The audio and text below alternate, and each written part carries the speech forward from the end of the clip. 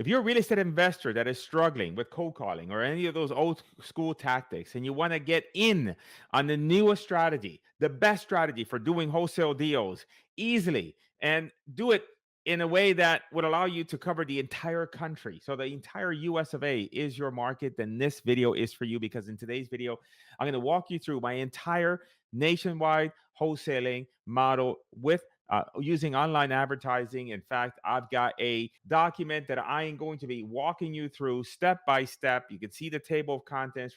This is gonna be like a mini class, as if like this is gonna be the equivalent as if you actually paid for a course and it needed to walk you through step by step and give you the entire picture. That's what I'm giving you here today. I want you to know that this training here is not going to be light training.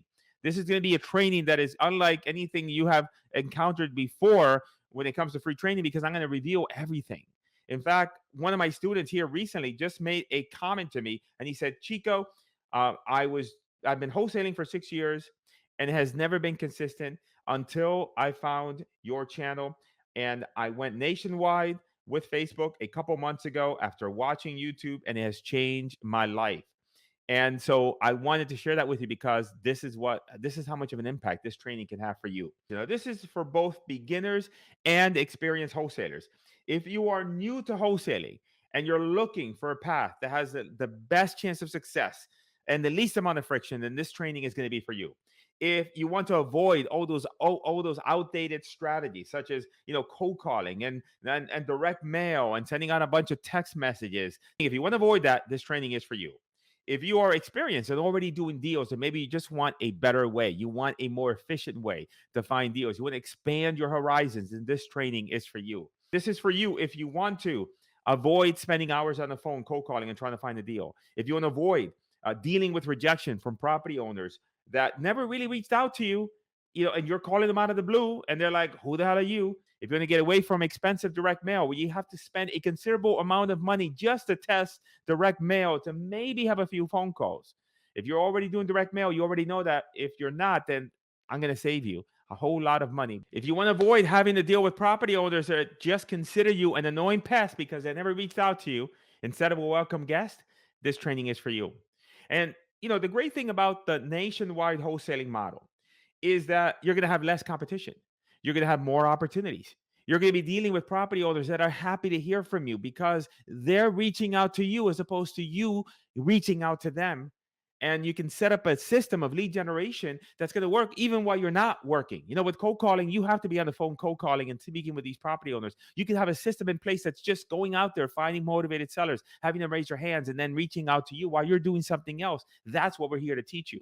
Now, before we get started, just want to cover base on a few wholesaling 101 and legalities to make sure that everybody's on the same page. Don't worry, if you already know this stuff, it's only going to take just a few minutes. So wholesaling, just so that we're on the same page, is not the same thing as what you see on TV with those flipping shows, right? You're not buying or selling real estate. You're buying and selling contracts. That's what you're doing. So wholesaling is where we go out and we find a property that needs a ton of work and fixing up. With wholesaling, we're going out and finding property owners that do not want to sell their property via conventional methods, via real estate agent, or maybe for sale by owner. The property needs work.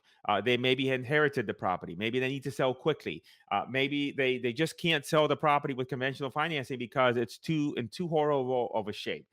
They maybe don't want people coming in through the house. What we do is we go out and we find those property owners. We put a contract on on that property, and then we look for an investor buyer that's looking for that type of deal, and then we are selling them the contract.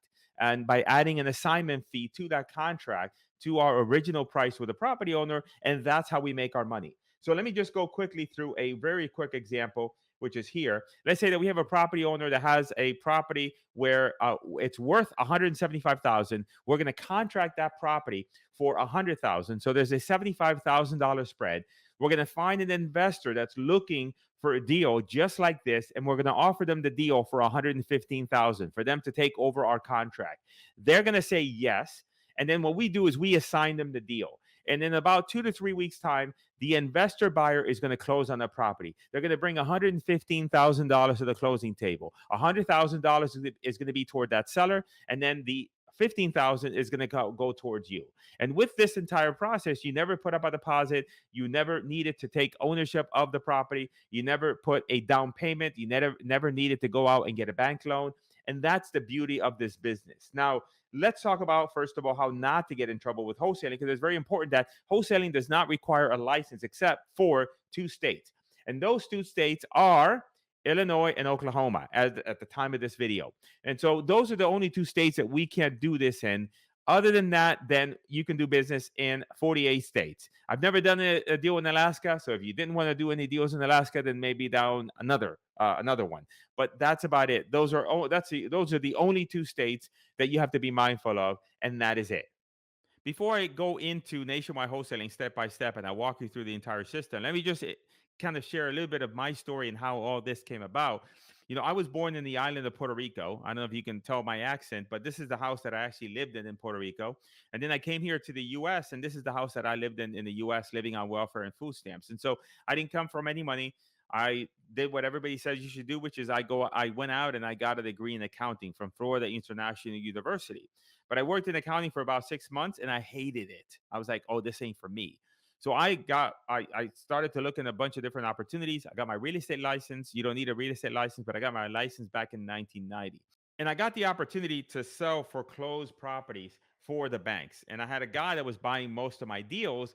And so he said one day, hey, why don't you come work for me and I'll teach you the business? And so that's kind of like my mentor that I got started in the business with. And I worked with him for about a year and eventually just ventured on my own to do things on my own. But I really struggled in the beginning until I found out about a guy named Dan Kennedy. Now, Dan Kennedy wrote a book called The Ultimate Sales Letter. And I bought that book, and that book was a pivotal moment because it allowed me to create these postcards. So these are the postcards that I'm known for. These ugly postcards. This is the third notice postcard. We're using 24 recorded messages. Nobody was doing that. I'm not sure if you've seen these postcards. If I've used them, I was the one that created them. Way back in 2005 and 6, I was using these postcards, which at the time they did not have like mail merge information into the postcards, and we're using 24 recorded messages because the calls were coming in such large volume that we couldn't handle them. And then sometimes my postcards got a little bit too much attention. Like, for example, sometimes featured in this is a newspaper article. They said, oh, where are all these postcards coming from? Because we're mailing millions and millions of them. And I didn't raise my hands and tell them, hey, this is me, Chico. This is my postcard. And so I'm considered now the godfather of virtual wholesaling. If you have heard that term before, I was the one that created that term, pioneered that term. And it was in 2007 that I actually registered the domain. I was doing that 2 years prior. And in 2007, I officially registered the domain virtual wholesaling. And what happened is that I was doing all of that with postcard marketing. And I left postcard marketing because of this. This is an article that was in a newspaper, showed this guy had received a ton of mail. And all of these were my postcards, some of my student postcards. But as more people got into the business and doing direct mail, it becomes less and less effective. And so what ended up happening is that I ventured into Facebook. And I created initially something called the digital bandit sign. We were able to do lead generation in Facebook very localized. And so I had these ads with the zip code in the sign. It was very much taking what I had done with postcards, but reverse engineering it and making it work for Facebook. And so what happened is Facebook passed some regulations that then caused that particular strategy not to work as well, because now we couldn't target by zip code. We couldn't target in that small space, and we had to go wide. And so by sheer necessity, I had to figure out a way. And so ended up happening that I had a campaign that I was running. I forgot to put the targeting. Next thing you know, I'm getting all these leads. And I realized, oh, they're coming in from all over the country. But then a light bulb went off in my head and said, wait a second, these are really good leads. Maybe we can do something with this. And that's how this whole nationwide wholesaling developed. And that's what I'm going to go ahead and get into right now with you. So let's talk about why nationwide wholesaling with online leads is better than any other method out there right now.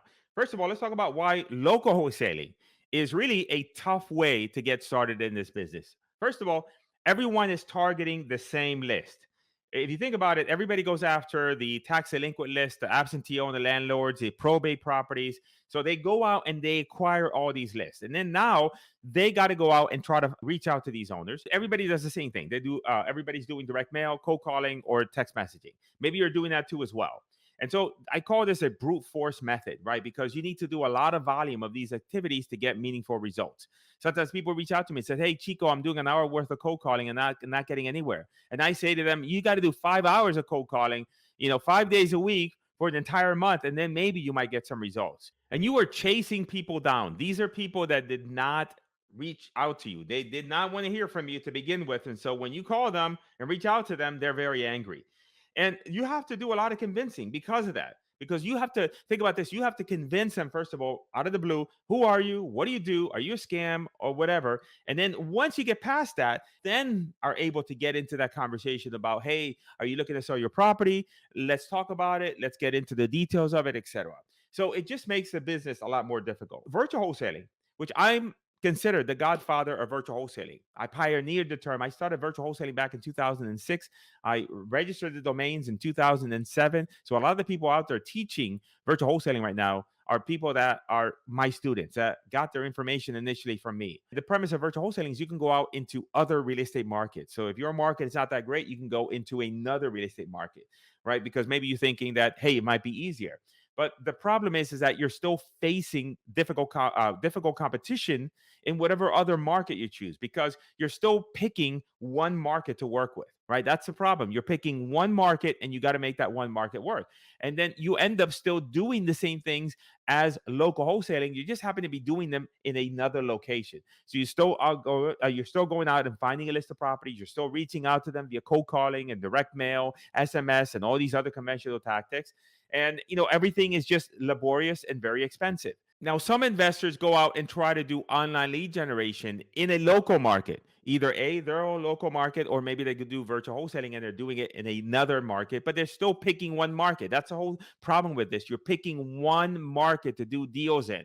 That's the problem. And so with local lead generation, if you do that, then your cost per lead is going to be very high. Google pay-per-click, you could pay as much as $200 to $500 per lead or more. And Facebook ads really don't work that well when it comes to very localized campaigns. So that's where nationwide online lead generation really will provide you with the best opportunities. Now, number one is that the leads are going to be cheaper. When you're targeting a large geographic region, right, then the cost per lead goes dramatically down. And so then what happens is that now you can get leads in markets that if you were to target, like for example, let's say that I really wanted leads in Broward County, Florida. If I target Broward County, Florida only, I'm going to spend a lot of money. This is where I live. However, if I target the entire state of Florida, I'm going to get, or maybe targets Florida and a few other states, I'm going to get leads in Broward County as well as other parts of the country, but I'm not going to pay as much money as if I was only targeting that very small local area. And so that's what we want.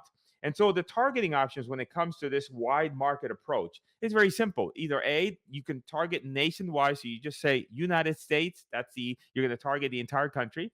You can also pick DMAs. Now, what is a DMA? And I put a link here just so I can explain it properly. A DMA is a designated market area. So this is what is used when people are buying TV advertising. They're going to specify to the company that's doing the advertising or the news station, they're going to specify their DMA, which is their market area. So that's what that is. And so one of the best ways to market wide, but still maybe eliminate some of the smaller areas is to just do DMAs. And so we generally pick like the top 50 DMAs, and then that allows us to target wide, but still target in large metro areas where there's a lot of investor activity. Another suggestion is you can pick 10 to 15 states. So you might pick Texas, and you might pick Florida, and you might pick California. And yet, normally, like California wouldn't be a market that you choose if you're doing virtual wholesaling. Why? Because you're going to have a tough time finding leads. But when you do it wide like this, you're going to get leads that are missed by other investors in all these different markets. We just closed a deal in California, LA. I believe one of my team did it. But this was a deal that we would not have otherwise done if we had targeted that state directly as opposed to a grouping of the states together. That's what enabled us to get that lead at an affordable cost. The other thing with online lead generation is that you can avoid doing manual labor. You can avoid doing cold calling to find deals. So instead of spending hours on the phone, you now have a system that you put in place that is working 24/7, 7 days a week, producing leads for you while you're doing something else. And this is the key to this type of methodology.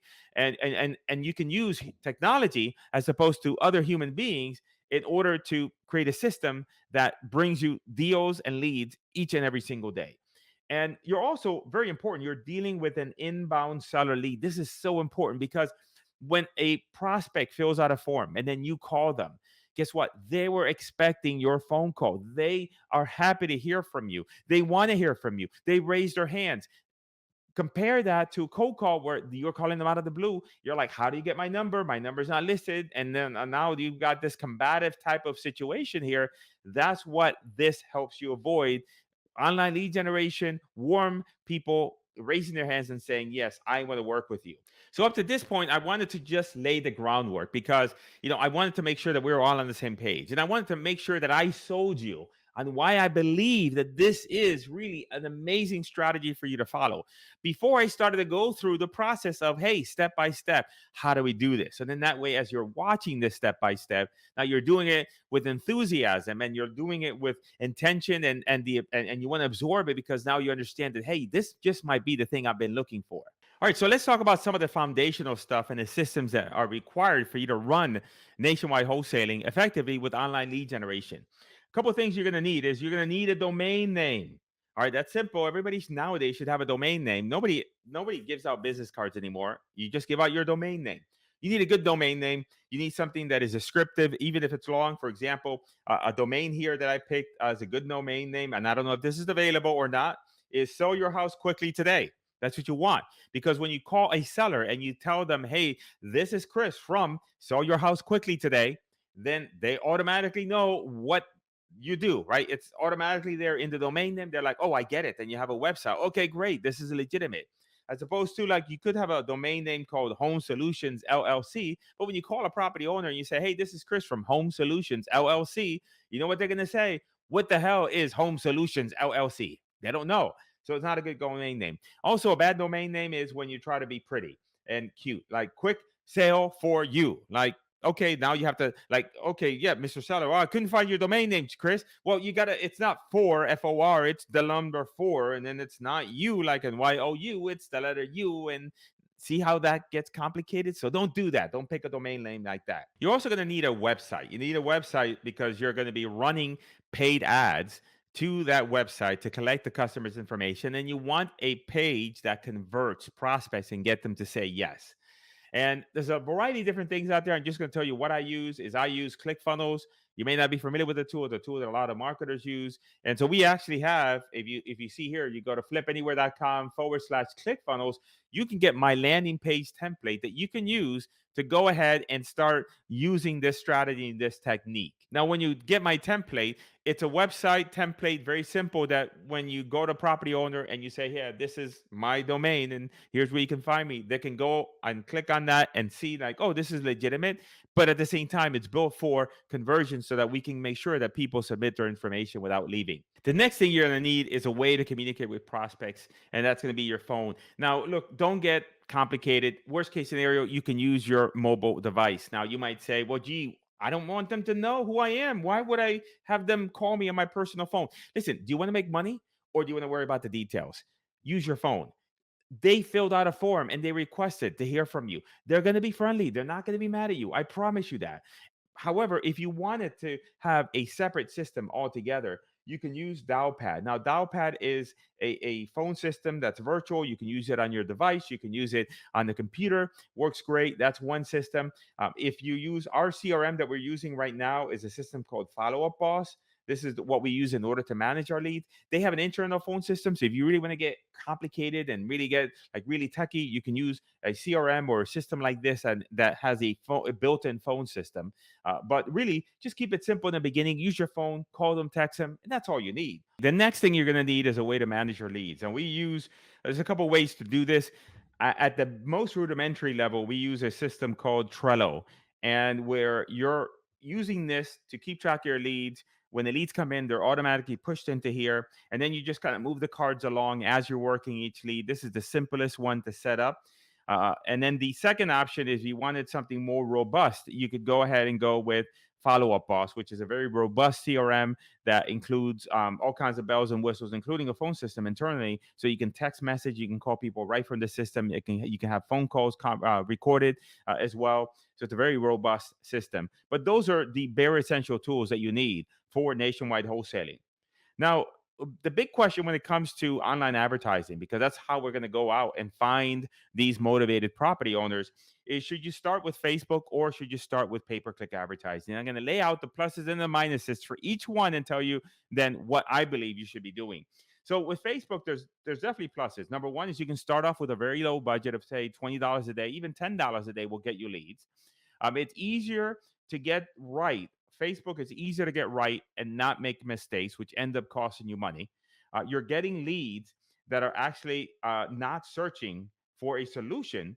So that means that you're not competing with other investors. So some of you might see this as a negative, but it's actually a positive because, and I'll explain to you in just a minute with PPC, but with Facebook, they weren't actively looking. So you got their attention and now they're talking to you before they talk to anybody else. That's a key distinction I want to make here. The other positive is that because they're not actively speaking with other real estate investors, then you're not in a very tight timeline to get a hold of them. So if you waited a couple hours to get a hold of them, not a big deal. With PPC, not the case. And again, the cost per lead is very low with Facebook compared to PPC. Now let's talk about some of the negatives with Facebook. Now you have to reach out to the prospect multiple times. Why? Because the leads can go cold very, very quickly. You have to keep in mind is that when someone reached out to you on Facebook, we don't have no idea where they were. They were probably not on a computer. They could have been at the toilet for all we know. So when you call them back, like you want to talk to them, but they ain't talking to you. They can't talk to you. They're busy. They got their hands occupied. If you get my drift. So you have to try multiple times to get a hold of them.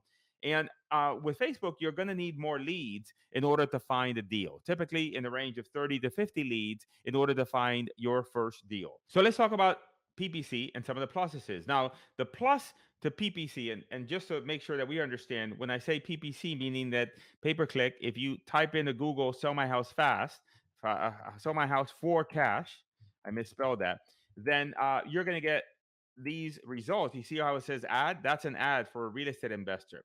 So the prospect is on their computer, unlike Facebook, they're on their computer and they're searching actively for a solution to their problem. So they're highly, highly motivated. So you're going to need less of these leads than you normally would. So let's say 10 to 15 of these leads. However, you got to get to them fast because they're going and they're just clicking each ad and filling in their information. So whoever gets to them fast is the one that wins. And so that's a challenge because you've got to get on them really typically within 5 minutes, if sooner. They're also the leads are much more expensive than Facebook. Typically, you're paying $50 a click or more, which means that depending on how your landing page converts, then you're dealing with 200 to 500, 600, $700 leads, depending on the market, depending on your targeting. So it is a very, it's a great lead source, but one that can can escalate in cost for you with no results rather quickly if you don't know what you're doing. My recommendation is to start with Facebook initially.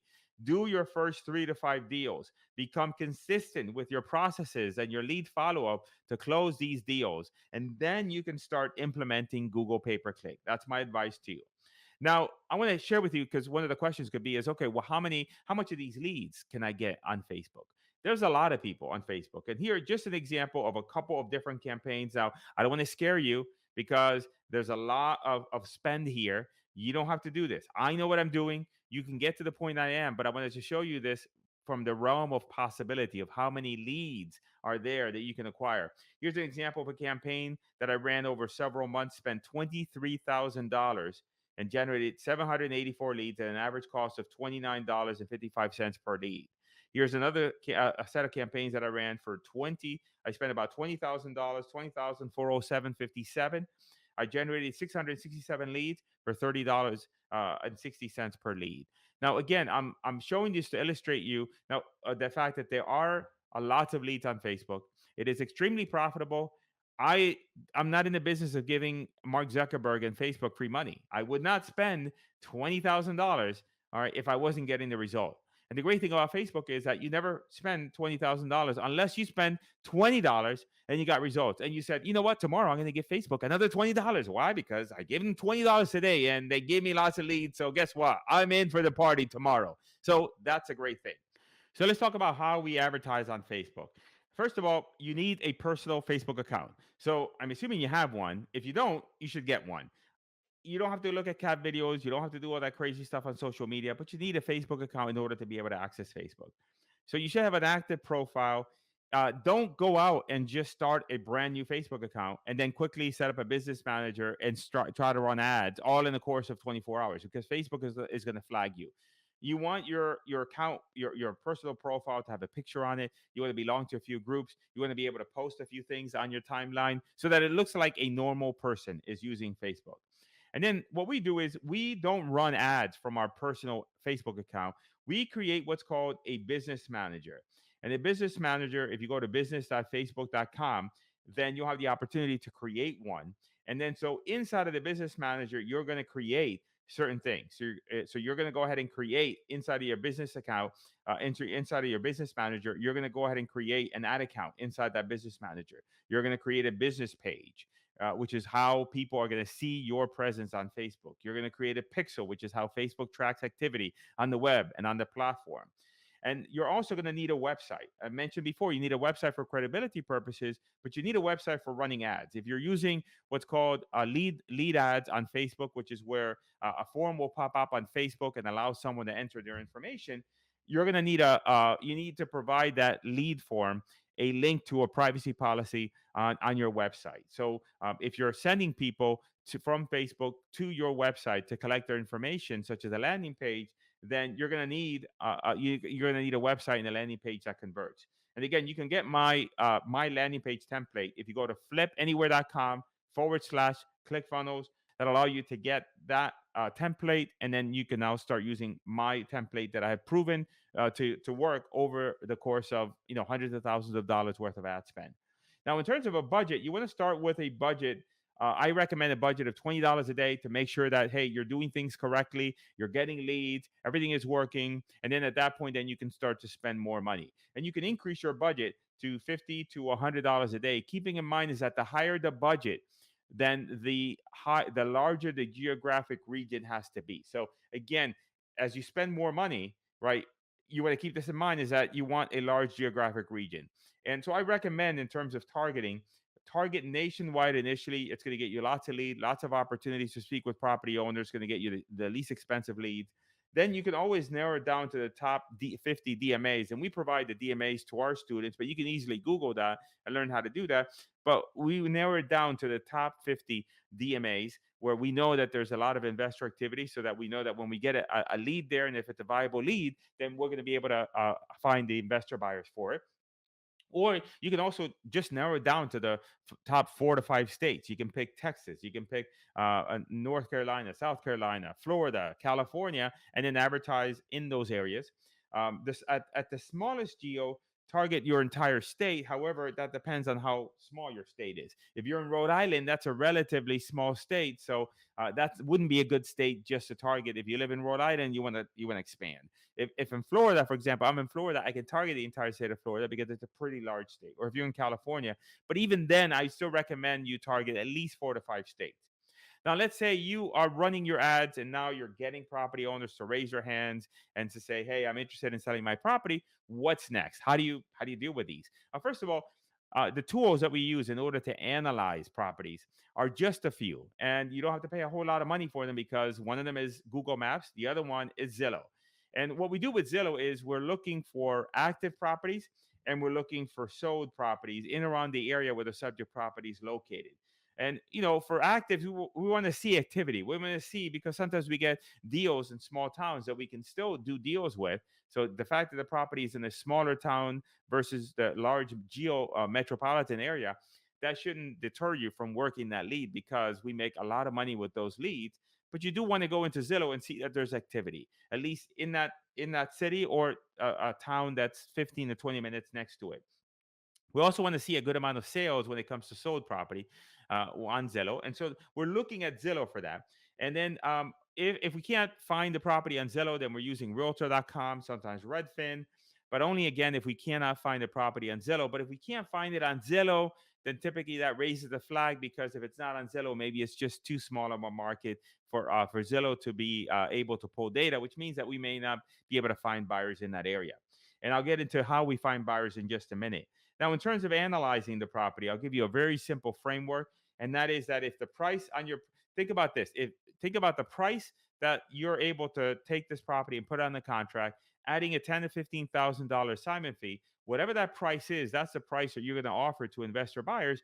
Is that price a good enough price that they're going to look at that and say, "Oh, that's an amazing deal. I'll take that deal," or what they're going to say, "You know what?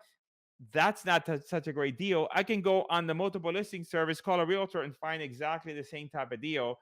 I don't need you." You got to be able to offer another investor buyer a great deal. And that's a really easy way to just cut down property analysis down to the most critical part. Now, you can also look at recently sold properties and see if, hey, can you find a similar property? If your property is a 3 bedroom, 2 bath, 1,500 square feet, can you find a property that recently sold in the last 3 months, 6 months, depending on the area, depending on the amount of solds that you find. But can you find something that recently sold around the same area, around the same square footage, and that way you can kind of know, okay, yeah, this type of house is selling for 200,000, so I know that that's the end value of the property, etc. Now, I'm not going to get into repairs here, and I don't have anything here in this document about repairs, and that's because we don't look at repairs. You don't have to know anything about repairs. We don't even think about repairs. We just think of, hey, I want to offer a great deal. When the buyer goes there, they're going to eyeball it. They're going to let me know if the repairs are too much or too little, and at that point, I'll make adjustments. So don't worry about that. You just got to worry about offering a really good deal to an end buyer. Now, let's talk about then once you have a deal, a property owner raises their hands, you look at the information, you're like, hey, this looks like it's a good lead. It's in the market that has a lot of activity. Then we need to talk to sellers. So, the framework for talking to sellers is that we want to follow up frequently with the property owner. So, when a lead comes in from Facebook, you should try and call the lead as quickly as possible when it comes in.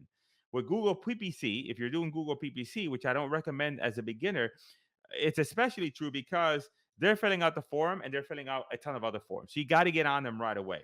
Now, you should be calling the leads at least 5 to 7 times in the next 24 to 48 hours to get a hold of them. I know that seems like a lot, but keep in mind is that they raised their hand and reached out to you and said, yes, I'm interested in selling my property at a discount. So they're perfectly fine with them. They're perfectly fine with well, even if they're not perfectly fine, you should be perfectly fine with reaching out to them because again, they raise their hands. Now, keep in mind is this with Facebook, and I mentioned this before, it's an interruption driven platform. So be aggressive with getting a hold of them because at the time that they filled out the form, they were busy. They weren't ready to talk to you. You wake up every day thinking, I'm going to find a deal to buy today and to make some money, but that's not priority on their list today. It might be tomorrow. So you need to be on top of them. In terms of following up with them, then we call them. My recommendation is to call them, let it ring 3 times, hang up, call again the first time, and then go ahead and text message them, letting them know that, hey, you called and you want to find out when's the best time to reach them, and continue to call them at least twice per day for the next 72 hours to either have them tell you to stop calling, or for them to say, okay, yeah, call me at this time, or etc. So you want to be doing both, calling and texting, and be aggressive with it. And again, remember that that day, their priority may not be about selling their property because they're busy with something else going on with your life. So just keep that in mind. That's why you have to be aggressive with following up with them. And in terms of your daily routine as a real estate investor, is that, hey, every day you should be calling the new leads that reached out to you. Every day you should be following up with hot leads. Every day you're looking at, hey, who told me last month that they wanted me to follow up with them this month and see if they're ready to do something yet. And then finally, any leads that maybe you have never been able to reach, there's always a few of them, and then now you're going to try and reach them again. Now, in terms of scripts and dialogues, I recommend that you have to follow a script when you're following up with property owners so that you can internalize it. You can know exactly what you're going to say, and you're not worried about, hey, what you're going to say next. Because if you're worried about what you're going to say next when you're dealing with a prospect, then you're not really listening to them, which means that then you're not paying attention, which is not a good thing.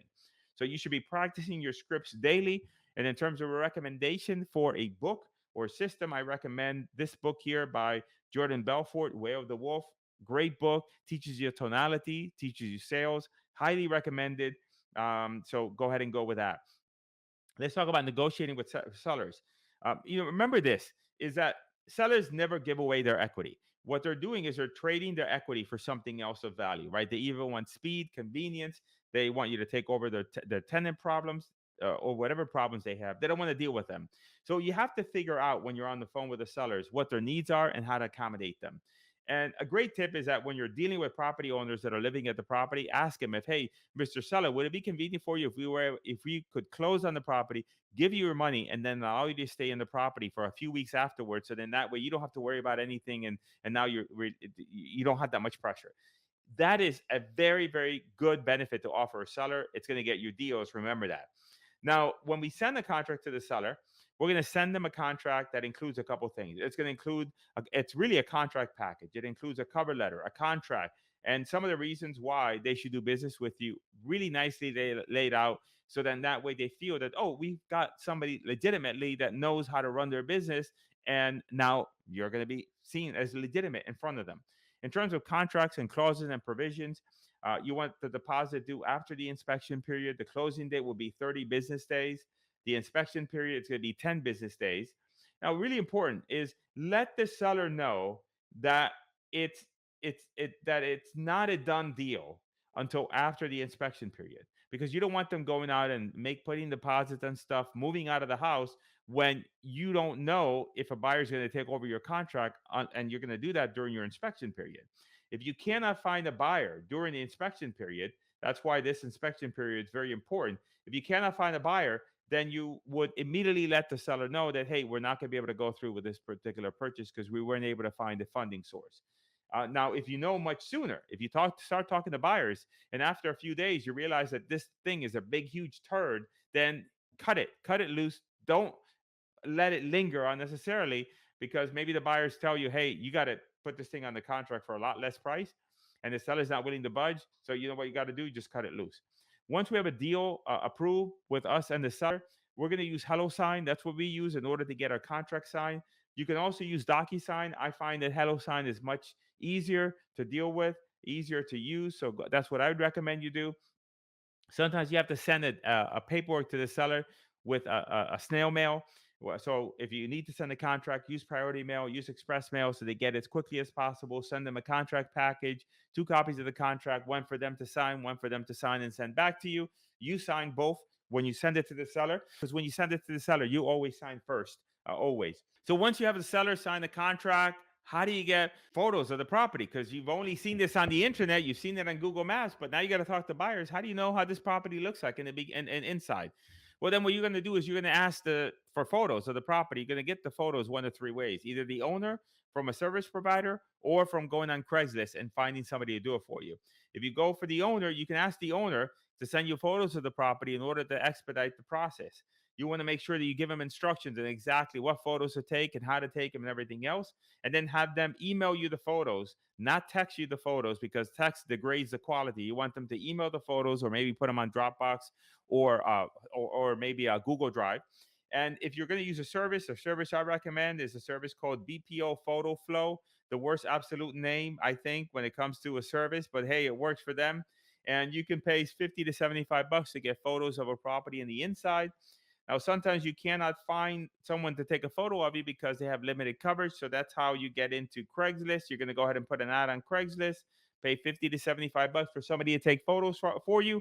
And just the same instructions that you sent to the seller, send it to the person on Craigslist. Now, let's talk about finding buyers, because then you've done all this marketing. You got the seller, you got some great leads. Man, Chico, I'm going nuts. I got all these great leads. Now I got properties on the contract, but wait a second. I got to find me a cash buyer. How do you do that? I'm going to give you, cut to the chase, give you the best two tools possible. And then I'm going to give you some other things you can do. But my favorite tool is this. Propelio is the best tool I've found to find cash buyers. You can get a free trial if you use my link, Chris Chico. Chris doesn't have an H, chrischico.com/Propelio. You'll be able to get a free trial of that software. It's a great tool to find cash buyers. It's also a great tool that if you're kind of on the fence about a property, you go in there, look for the property, look to see if there's cash buyers. If you see cash buyers, you're like, okay, great. I can find a buyer once I put this property on the contract. So you can search for either the town or the town next to the property. If the town of the property is located is too far away, maybe no more than 15 to 30 minutes in terms of distance on that other town. And once you get the data on the buyers, then you'll have to skip trace. You have to find them on the internet, etc., in order to get a hold of them and have a conversation with them.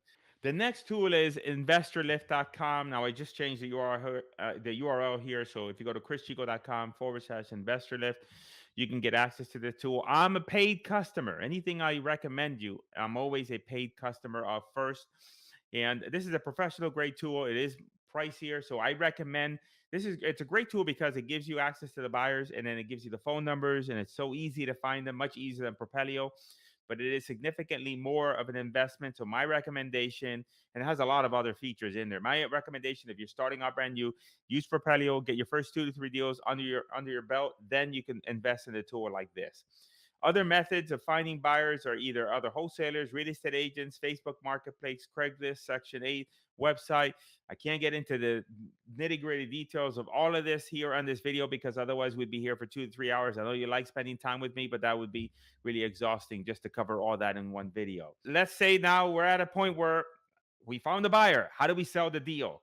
Well, first of all, don't post the property or give the property to anyone unless you talk to them first as a buyer. You want to vet them to make sure that they're investors that are paying cash or hard money.